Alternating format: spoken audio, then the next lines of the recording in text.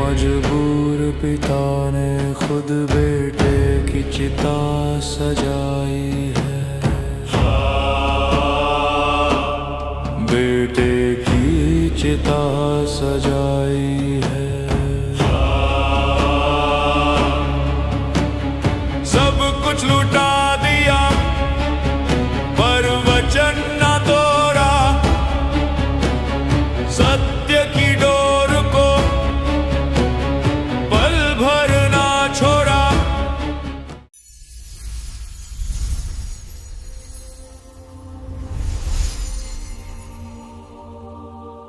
ये कहानी है प्राचीन भारत के महान राजाओं में से एक राजा हरिश्चंद्र जी की, जिनका उद्देश्य था सत्य पर डटे रहना, चाहे परिस्थिति कैसी भी क्यों ना हो।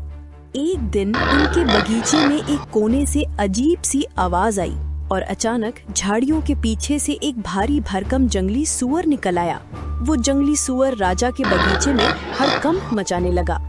अरे ये क्या अनर्थ हो गया, राजा का बगीचा सब कुछ बर्बाद कर देगा ये सुअर। भाग जा यहाँ से, ये राजमहल का बगीचा है। ये सुनकर सुअर और भी क्रोधित हो उठा। वो जोर से चिंघाड़ा और बगीचे को तहस नहस करने लगा। अरे कोई है, जल्दी आओ, ये जंगली सुअर सब उजाड़ देगा, पूरा बगीचा नष्ट हो गया। माली की आवाज सुनकर महल के फाटक से कुछ सैनिक दौड़ते हुए आते हैं। वो रहा राक्षसी सुअर। सभी सैनिक सुअर को घेर लेते हैं और उस पर वार करने लगते हैं, पर सुअर पर कोई असर नहीं होता। ये क्या, इससे कुछ असर ही नहीं हो रहा, मानो ये कोई साधारण पशु नहीं, कहीं ये किसी दैत्य या राक्षस का रूप तो नहीं। अब और देर नहीं, राजा हरिश्चंद्र को बुलाओ, केवल वही इसे रोक सकते हैं। सैनिकों ने तुरंत महल की ओर दौड़ लगाई। वे सीधा राज दरबार में पहुँचे, जहाँ राजा हरिश्चंद्र न्याय सभा में विराजमान थे। हे महाराज, आपके बगीचे में एक भयानक जंगली सुअर घुस आया है। उसने पूरा बगीचा उजाड़ दिया है। हमने तीर चलाए, भाले फेंके, पर उस पर किसी का कोई असर नहीं हुआ। वो जैसे किसी अलौकिक शक्ति से चल रहा हो। क्या कहा तुमने? मेरे बगीचे में ऐसा विनाश? ठीक है, अब मैं स्वयं देखता हूं। सैनिकों, चलो मेरे साथ। आज सत्य और साहस की शक्ति को कोई चुनौती नहीं दे सकता। जैसे ही राजा बगीचे में पहुँचे, सुअर ने उनकी ओर देखा। उसकी आंखें लाल आग की तरह चमक उठी। एक पल को वो ठिठका, फिर अचानक मुड़ा और तेजी से भागने लगा। रुको, तू कौन है जो मेरे राज्य में विनाश मचा रहा है? पर सुअर ने कोई उत्तर नहीं दिया। वो झाड़ियों को रौंदता हुआ बगीचे की दीवार फांदकर जंगल की ओर भाग निकला। राजा ने एक क्षण भी व्यर्थ नहीं किया। उन्होंने अपने घोड़े को ऐड लगाई। घोड़ा बिजली की तरह दौड़ पड़ा। राजा के पीछे सैनिक भी दौड़े, पर हरिश्चंद्र की गति इतनी तेज थी कि कुछ ही देर में वो सब बहुत पीछे रह गए। अब राजा घने जंगल में प्रवेश कर चुके थे। धीरे धीरे जंगल और भी घना होता गया। राजा ने चारों ओर नजर दौड़ाई। चारों ओर सिर्फ घना जंगल, झिंगरों की आवाज और गहरा सन्नाटा। ये क्या रहस्य है? वो सुअर अचानक कहाँ गायब हो गया? तभी कुछ दूरी पर वो सुअर एक तेजस्वी ब्राह्मण के रूप में बदल गया। उनके साथ एक युवक और एक कन्या भी प्रकट हो गए। दोनों विनम्र भाव से उनके पास खड़े थे। अचानक से राजा की दृष्टि उनकी तरफ जाती है और राजा धीरे धीरे उनके पास पहुँचे। अरे महाराज, यहाँ पर एक सुअर आया था, क्या आपने उसे देखा? नहीं राजन, मैंने यहाँ कोई सुअर नहीं देखा। ओह, तो ये तो अजीब है। राजन, अच्छा हुआ आप मुझे यहीं मिल गए। आपसे एक विनम्र निवेदन है। कहिए महाराज, मैं आपकी सेवा में हूँ। ये कन्या अनाथ है और यह युवक इसके योग्य वर।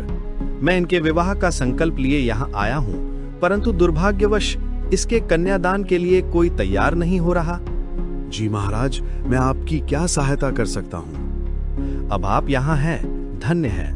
आप क्षत्रिय हैं, सत्य के रक्षक हैं। कृपा करके इस कन्या का कन्यादान स्वयं करें। ठीक है महाराज, मैं ये पवित्र कार्य करने को तैयार हूँ। कुछ समय बाद ठीक है, अब इनकी शादी प्रारंभ करते हैं। एक सुंदर विवाह मंच सजाया गया। चारों ओर फूलों की मालाएं, दीपक जल रहे थे। राजा हरिश्चंद्र स्वयं उपस्थित थे। ब्राह्मण मंत्र पढ़ रहे थे। विवाह आरंभ होता है। श्लोकों के गूंज के साथ पूरा विवाह संपन्न होता है। राजन, अब समय है कन्यादान का। राजा ने अपने पास से 7 असरफियां निकालकर कन्या के हाथों में रख दी। लीजिए महाराज, कन्यादान पूर्ण हुआ। ब्राह्मण ने सिक्कों को देखा और क्रोध में भर उठा। ये क्या राजन, तुम जैसे महान राजा होकर केवल 7 असरफियां, क्या यही तुम्हारा दान है? तुम्हें लज्जा नहीं आती? महाराज, मैं यहाँ थोड़ा ही धन लेकर आया था, कृपया रुष्ट ना हो। आप मेरे महल चलिए, वहाँ जितना चाहे ले लीजिए। देख लो राजन, फिर वहां जाकर मुकर मत जाना। अरे नहीं महाराज, सत्य मेरा धर्म है, मैं कभी वचन से नहीं डगमगाऊंगा। अच्छा, तो फिर लिख कर दे दो।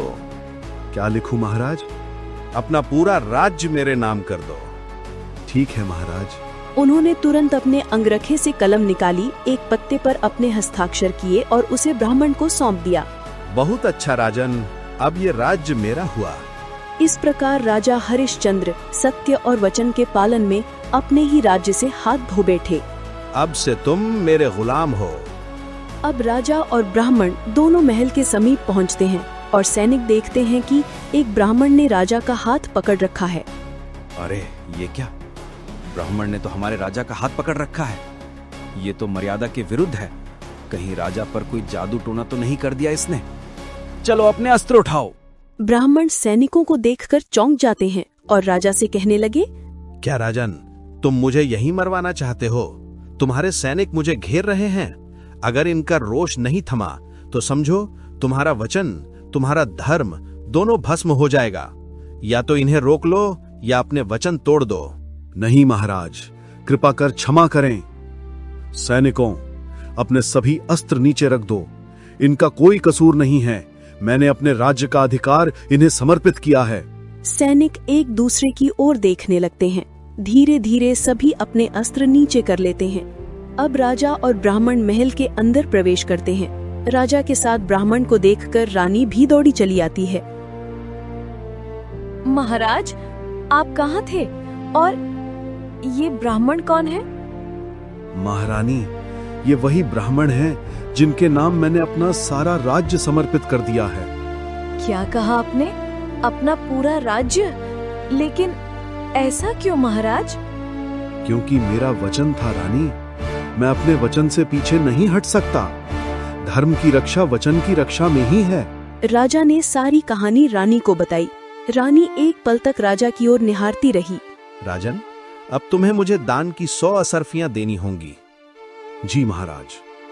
लेकिन राजन, तुम दोगे कैसे? ये राज्य तो अब मेरा है। अब या तो अपने वचन से पीछे हट जाओ या स्वीकार करो कि तुम असहाय हो। नहीं महाराज, मैं अपने वचन से पीछे नहीं हटूंगा। अगर मुझे अशर्फियां नहीं मिलती तो मैं उन्हें कमा कर दूंगा। कमा कर दोगे? राजन, तुम अपने पूरे जीवन में भी 100 असरफियां नहीं कमा पाओगे। महाराज, तो मुझे बेच दो और मेरे पूरे परिवार को भी बेच दो, पर मेरा वचन झूठा नहीं होना चाहिए। ये सुनते ही ब्राह्मण मुस्कुराता है और आगे बढ़ते हुए अचानक रानी के बाल पकड़ लेता है। आह, छोड़िए, छोड़ दीजिए मुझे। राजन, छोड़ दो अपना वचन। देखो, तुम्हारी रानी तक को पीड़ा दे रहा हूँ, अब भी नहीं मानोगे? महाराज, अपने वचन से पीछे मत हटना।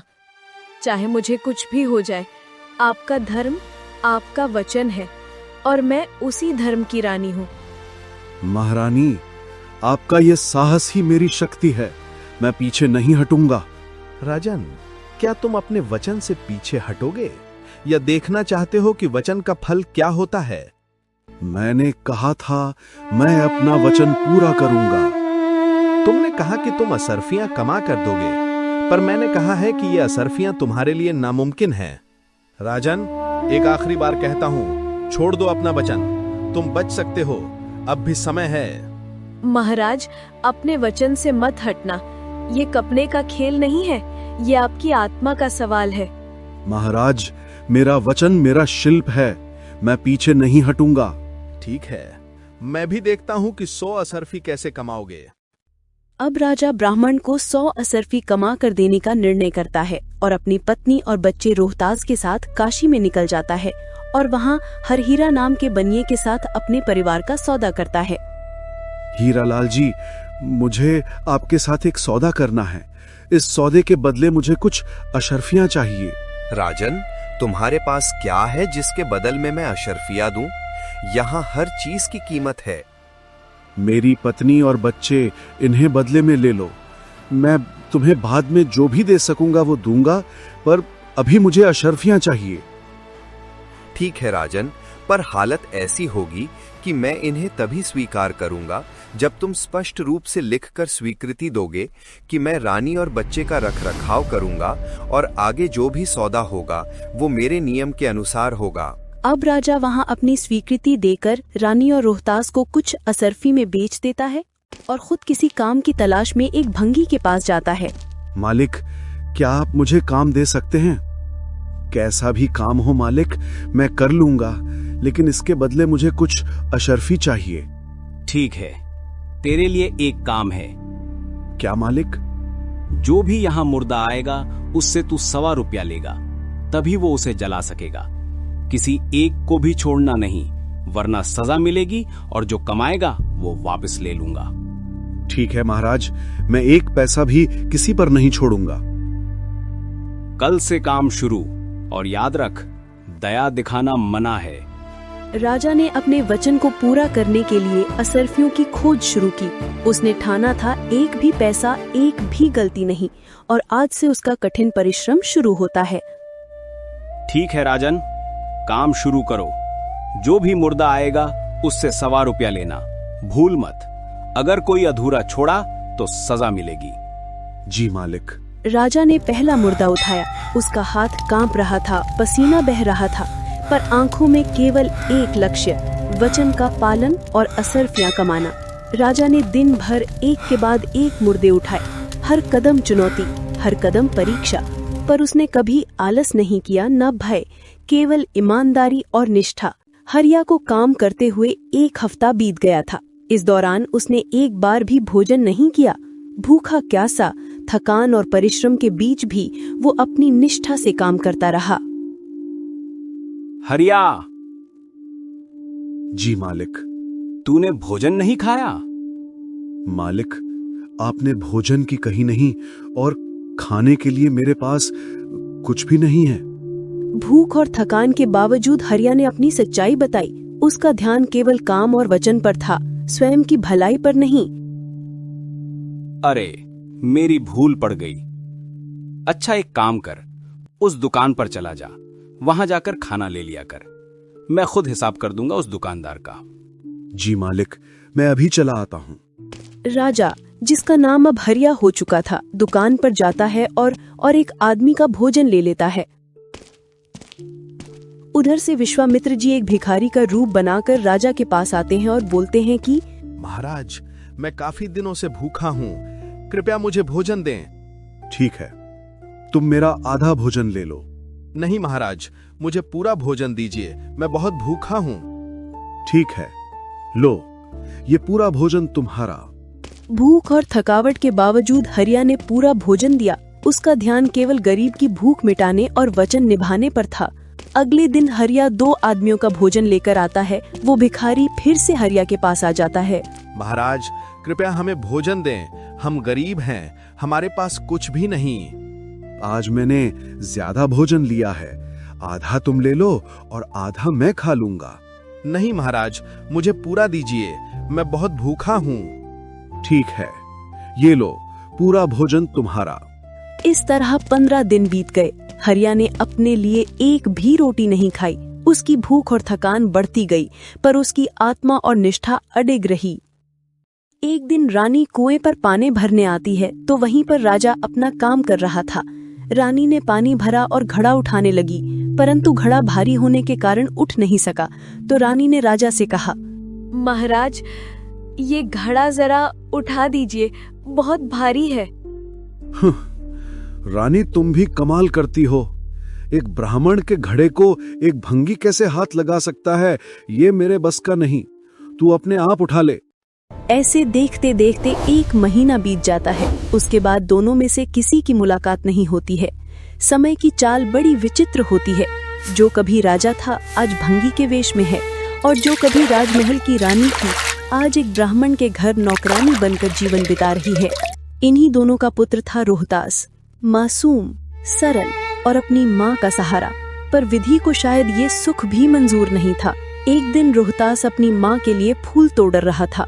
आज माँ के लिए सबसे सुंदर फूल ले जाऊंगा, वो खुश हो जाएंगी। अचानक विश्वामित्र सर्प का रूप बनाकर रोहतास को काट लेता है। आह, आह, ओह, बचाओ। बाबूजी, क्या हुआ? ओ राम, सर्प ने काट लिया। माली जी, मेरी माँ को मत बताना, वो पहले से ही बहुत दुखी हैं।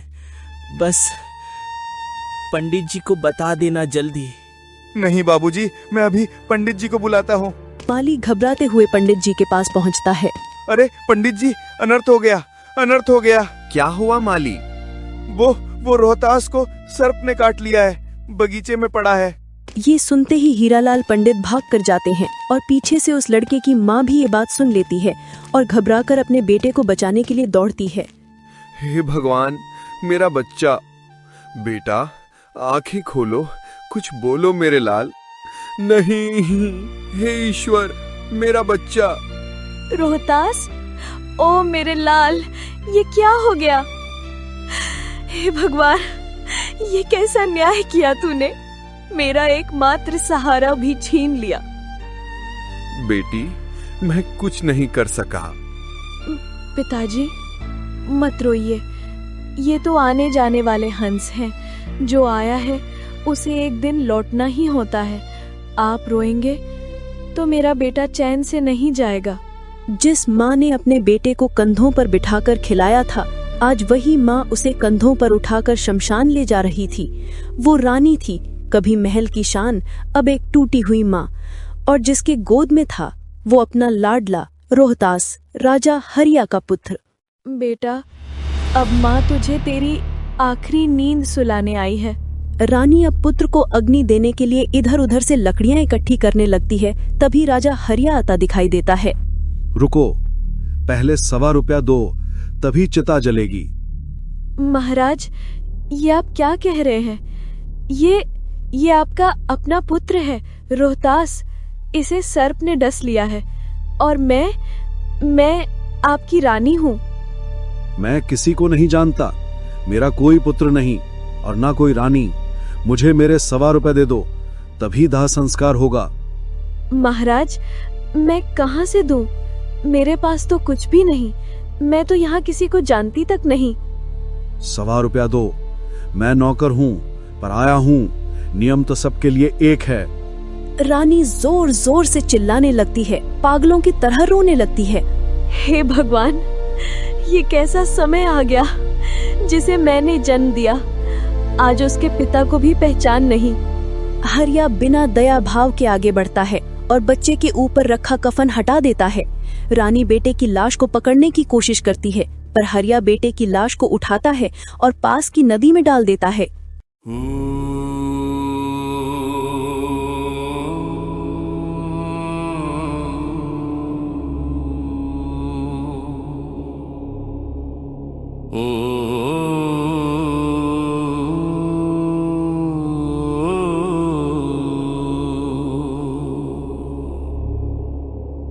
बच्चन की लाज रखने को जिसने राजपाट सबवारा, इतिहास गवाह है उस राजा का जिसने धर्म कभी ना हारा, सत्य को जिसने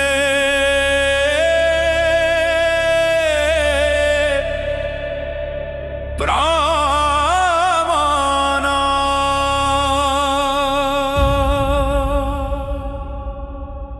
सत्य की कीमत देखो यारो, कैसी यहाँ चुकाई है।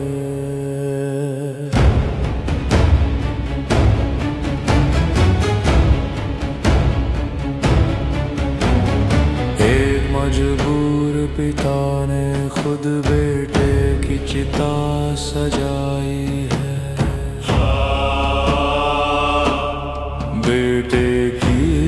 चिता सजाई है। सब कुछ लुटा दिया पर वचन न तोड़ा, सत्य की डोर को पल भर ना छोड़ा। जिसके तप के आगे देखो झुका ये आसमान है, परीक्षा लेने स्वयं खड़े वहां भगवान है। अरे कलेजा फट गया धरती का, अंबर भी रोया होगा जब कफन का टुकड़ा राजा ने रानी से मांगा होगा। उस दान को देख के दुनिया आज तलक घबराई है।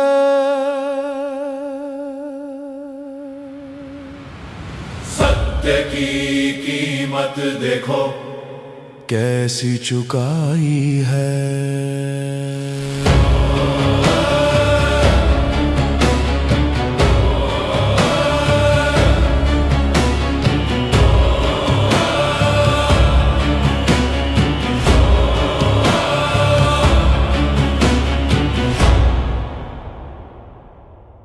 हे भगवान, मेरा क्या कसूर था? क्यों छीन लिया मेरा सब कुछ? वो माँ जो कभी राजमहल की रानी थी, आज अपने बेटे की चिता को बिला अग्नि दिए लौट गई। और वो राजा जिसने अपने पुत्र को भी ना पहचाना, उसके भाग्य की राख उसी शमशान में बिखर गई। रानी का हृदय टूट गया और उस दिन से उसकी हंसी, उसकी शांति, सब कुछ उसी नदी में बह गई। रानी अब बुरी तरह पागल हो चुकी थी। अपने बेटे के वियोग में उसने सब कुछ खो दिया था, पर नियति को अभी उसका अंतिम इम्तिहान लेना बाकी था। और ये परीक्षा इतनी भयानक थी कि पूरा गांव से हर उठा। तभी अचानक आंधी तूफान के साथ तेज हवा चलने लगी। अरे ये कैसी आंधी है? सब घरों के दरवाजे बंद करो, जल्दी करो। वो रानी जो कभी महल की चौखट नहीं छोड़ी थी, आज जंगल की घास फूस में अपना आसरा ढूंढ रही थी। रोहतास, ओ मेरे लाल, तू क्यों चला गया माँ को छोड़कर? मेरे बच्चे। जब कोई माँ अपने भाग्य से हार जाती है, तभी अधर्म को मौका मिलता है। अचानक तेज हवा के बीच विश्वामित्र आता है। अब वो एक भयानक बाघ का रूप ले लेता है तथा उसने गांव के बच्चे को मारकर उसकी लाश वहीं छोड़ दी और गांव में अफवाह फैला दी कि रानी जो कि पागल हो चुकी है, अब उसने डायन का रूप ले लिया है और वो गांव में बच्चों को खाने लगी है। अरे बच्चे को किसने मार दिया? कोई है? बचाओ! सुनो सब लोग, मैंने देखा है एक डायन ने उस बच्चे को खा लिया। वो जंगल में रहती है। क्या डायन? हाँ, जरूर वही होगी जो शमशान के पास भटकती है। वही पागल औरत रानी नहीं, वो डायन है। विश्वामित्र ने पहले ही साजिश पूरी कर ली थी और अब वो गांव के लोग और नए राजा के साथ जंगल में रानी के पास जाता है। महाराज, यही वो औरत है जिसने बच्चे को मारा और कई बच्चों को खा गई। क्या प्रमाण है तेरे पास? प्रमाण खुद सामने है महाराज। पूरे गांव ने देखा इसे जंगल में घूमते हुए और इसके आसपास कंकाल पड़े थे। अगर ऐसा है तो इस स्त्री को मृत्युदंड मिलेगा। बुलाओ शमशान के मालिक कालिया को, सुबह होने से पहले इसका सिर काट दिया जाए। और इस तरह एक निर्दोष माँ को डायन कहकर मिटाने की तैयारी शुरू हो गई। जिसे सर्प ने नहीं मारा, उसे समाज ने मार दिया। लेकिन नियति ने यहाँ सत्य और असत्य का अंतिम युद्ध रचा था। सैनिक आदेश का पालन करते हुए कालिया और हरिया को तलवार समेत बुलाते हैं। मालिक, क्या आदेश है? कालिया, आदेश का पालन हो। इस डायन का सिर काट दो जिसने मेरे राज्य में ये पाप किया है। हरिया, आगे बढ़ो और इस डायन का सिर अभी काट दो। मैं अभी करता हूँ। हरिया, जो एक समय में सत्यवादी राजा हरिश्चंद्र थे, आज धर्म और कर्तव्य के बीच फंस गए थे। हरिया तलवार उठाता है, लेकिन जैसे ही वो वार करने जाता है, अचानक आसमान से बिजली सी कौंधती है। तलवार बीच हवा में रुक जाती है। ये क्या हुआ? रुको हरिया, अब और अन्याय नहीं। कौन हो तुम? राजा हरिश्चंद्र, तुम सफल हुए। तुम्हारी सत्यनिष्ठा, तुम्हारी करुणा और तुम्हारे धर्म पालन ने तुम्हें परखा है और तुम इस परीक्षा में उत्तीर्ण हुए हो। भगवान, बहुत दिन हो गए छिपे हुए आपको खोजते हुए, अब आप सामने ही आ गए। मांगो राजन, जो तुम्हें चाहिए, आज तुम्हें वरदान प्राप्त होगा। भगवान, आपके दर्शन हो गए, इससे बढ़कर और क्या मांगूं? कुछ तो मांगो राजन, यह तुम्हारा हक है। ठीक है प्रभु, तो एक वचन दीजिए, जो मैं मांगूंगा उसे आप अस्वीकार नहीं करेंगे। वचन देता हूं राजन, मांगो। हे प्रभु, अगर आप प्रसन्न हैं तो इस काशी की धरती पर रहने वाले सभी जीव, चाहे वो मनुष्य हों, पशु हों या पक्षी, सब स्वर्ग को प्राप्त हों और यह रानी अपनी सुध-बुध में लौट आए और इसका मृत बालक रोतास पुनः जीवित हो जाए। तथास्तु। काशी नगरी में घंटियों की गूंज फैल गई। जय हरिश्चंद्र की ध्वनि से पूरा नगर गूंज उठा। विश्वामित्र, जो अब तक क्रोध में थे, राजा के चरणों में झुक गए और बोले, राजन, आज तुमने सिद्ध कर दिया कि सत्य की राह कठिन जरूर है, परंतु उसका अंत सदैव विजय में होता है। राजा हरिश्चंद्र, वो नाम जो सत्य, त्याग और धर्म का प्रतीक बन गया। आज भी जब कोई अन्याय के खिलाफ खड़ा होता है तो युगों के पार वही आवाज गूंजती है, सत्य कभी नहीं मरता। सांच बराबर तप नहीं, झूठ बराबर पाप, जाके हृदय सांच है, ताके हृदय आप। हे पुण्य आत्माओं, अभी आपने राजा हरिश्चंद्र की ये गाथा देखी। ये केवल एक कहानी नहीं, बल्कि उस सत्य की शक्ति का प्रमाण है जो तीनों लोकों में भारी है। विचार करो, एक राजा जिसके पास सोने के महल थे, दास दासियां थीं, वह सत्य के लिए शमशान का प्रहरी बन गया। उसने अपना राजपाट, अपनी अर्धांगिनी और यहां तक के अपने इकलौते पुत्र रोहतास को भी सत्य की वेदी पर वार दिया। आज का मानव कौड़ी कौड़ी के लिए झूठ बोलता है, बेईमानी करता है, लेकिन राजा हरिश्चंद्र ने सिखाया कि जब भक्त सत्य पर अडिग हो जाता है तो स्वयं भगवान को उसे संभालने के लिए आना पड़ता है। जब रानी अपने मृत पुत्र को लेकर शमशान पहुंची और राजा ने अपने ही पुत्र का कफन मांगकर अपने नियम का पालन किया, वह क्षण साधारण नहीं था।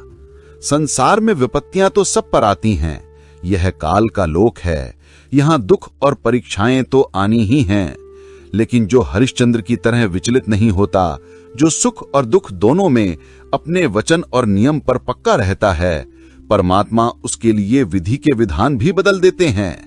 आपने देखा कैसे मरा हुआ पुत्र जीवित हुआ, कैसे वह राजपाट वापस मिला। इसलिए जीवन में चाहे पहाड़ टूट पड़े, पर भक्ति मत छोड़ना। ये शरीर तो माटी का पुतला है, एक दिन वैसे भी नष्ट होना है, लेकिन यदि इसे सत्य की राह पर घिस दिया तो यह कुंदन बन जाएगा। अपने जीवन को परमात्मा की भक्ति में लगाओ, यही इस मनुष्य जन्म का मूल उद्देश्य है। कबीर, मानुष जन्म दुर्लभ है, मिले न बारंबार, तरुवर से पत्ता टूट गिरे, बहुर न लागे डार। बोलो सद्गुरु देव जी की जय हो। सत साहेब। कबीर साहिब जी के सत्संग प्रवचन के अनुसार मनुष्य जन्म का मूल उद्देश्य क्या है? ए, अपने जीवन को परमात्मा की भक्ति में लगाना। बी, समाज में अपनी प्रशंसा करवाना। सी, परिवार का विस्तार करना। डी, केवल धन और संपत्ति कमाना। कृपया अपना उत्तर हमें कमेंट में भेजें।